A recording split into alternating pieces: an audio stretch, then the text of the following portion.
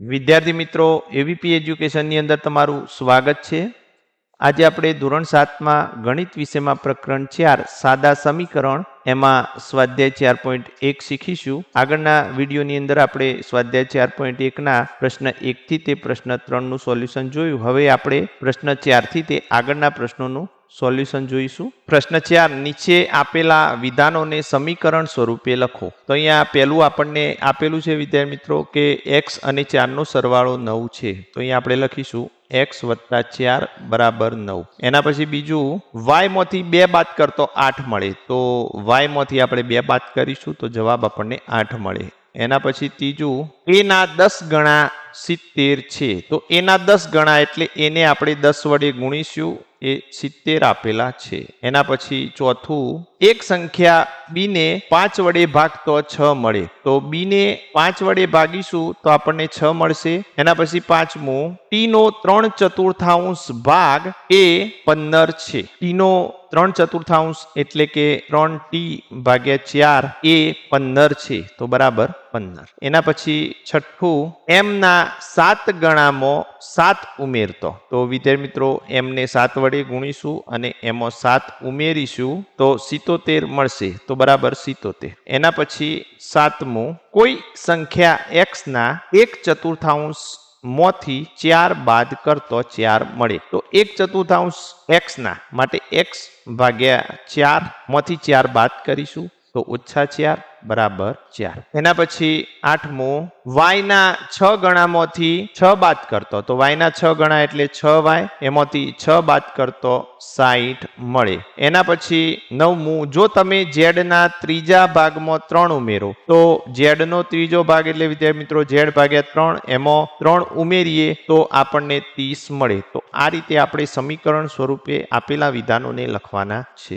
એના પછી પાંચમો પ્રશ્ન નીચે આપેલા સમીકરણોને વિધાનના સ્વરૂપે લખો। તો અહીંયા પહેલું લખીએ વિદ્યાર્થી મિત્રો, તો p + 4 = 15। તો અહીંયા p અને 4 નો સરવાળો 15 છે। એના પછી બીજું m - 7 = 3। તો m માંથી 7 બાદ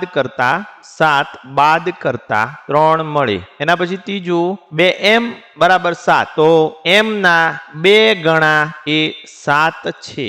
એના પછી ચોથું m/5 = 3। તો m નો 5મો ભાગ એ 3 છે। પાંચમું 3m/5 = 6। તો m નો 3/5 ભાગ એ 6 છે। એના પછી છઠ્ઠું 3p + 4 = 25। તો p ના 3 ગણામાં 4 ઉમેરતા 25 મળે। એના પછી સાતમું 4p - 2 = 18। તો p ના 4 ગણામાંથી 2 બાદ કરતો 18 મળે। એના પછી આઠમું p/2 + 2 = 8। તો p ના બીજા ભાગમાં 2 ઉમેરતો 8 મળે। એના પછી પ્રશ્ન 100 નીચેની સ્થિતિ દર્શાવતા સમીકરણ બનાવો। તો એમાં પહેલું ઇરફાને કહ્યું કે તેની પાસે પરમિત પાસેની લખોટીના 5 ગણા કરતો 7 લખોટી વધુ છે। ઇરફાન પાસે 37 લખોટી છે। તો અહીંયા વિદ્યાર્થી મિત્રો સમીકરણ બનાવવાનું છે અને અહીંયા આપણને કહ્યું છે કે પરમિત પાસેની લખોટીની સંખ્યા માટે m ધારો। તો અહીંયા આપણે લખીએ કે ધારો કે પરમિત પાસેની લખોટી m છે।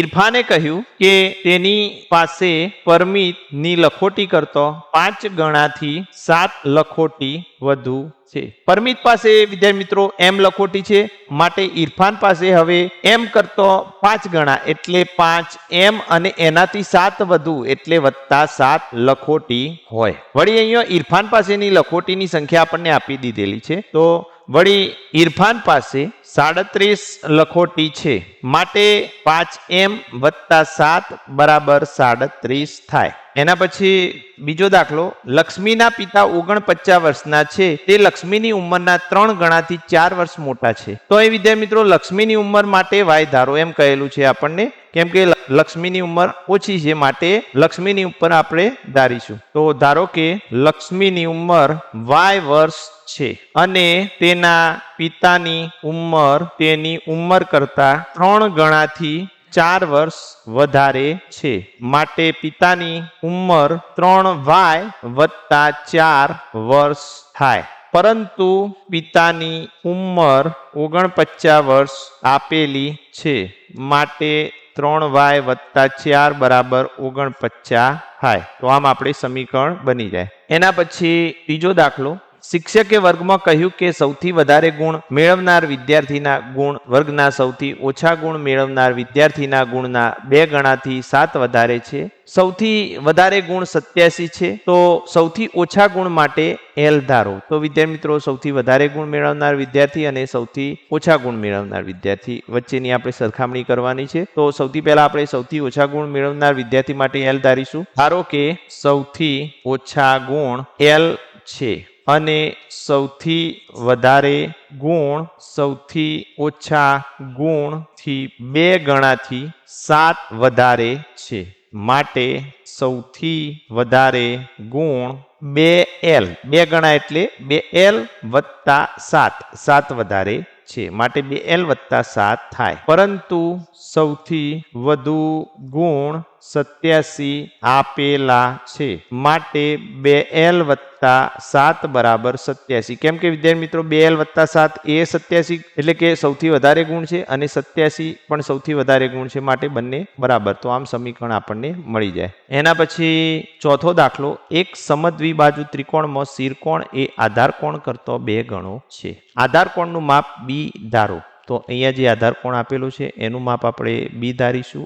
એની પાસેનો બીજો ખૂણો જે છે એને પણ આપણે પાયાનો ખૂણો રાખીશું, કેમ કે સમદ્વિબાજુ ત્રિકોણ છે એટલે એનું માપ પણ B આવશે, કેમ કે 2 બાજુઓના માપ સમાન હોય અને એને અનુરૂપ જે ખૂણા હોય એના માપ પણ સમાન થાય. અને શિરકોણ જે છે એનું માપ એ અહીંયા આધાર કોણથી 2 ગણું છે, માટે શિરકોણનું માપ 2B થશે. અહીં આપણે ત્રિકોણને નામકરણ કરી દઈએ તો ત્રિકોણ ABC છે. તો અહીં આપણે લખીશું, ધારો કે સમદ્વિબાજુ ત્રિકોણમાં આધાર કોણ B છે, વળી બીજો પાયાનો ખૂણો પણ B થાય અને શિરકોણ આધાર કોણ કરતો 2 ગણો છે, માટે શિરકોણ 2B થાય. બરોબર. હવે ત્રિકોણના ત્રણેય ખૂણાના માપનો સરવાળો 180 અંશ થાય, માટે માપ ખૂણો A વત્તા માપ ખૂણો B વત્તા માપ ખૂણો C બરાબર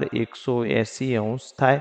માટે અહીંયા માપ ખૂણો A 2B આપેલું છે, માપ ખૂણો B એ B છે અને માપ ખૂણો C પણ B છે, બરાબર 180 અંશ થાય. હવે આ બધા સજાતીય પદો છે B ચલવાળા, માટે 2B વત્તા B એટલે 4B બરાબર 180 અંશ થાય. આમાં આપણને સમીકરણ મળશે.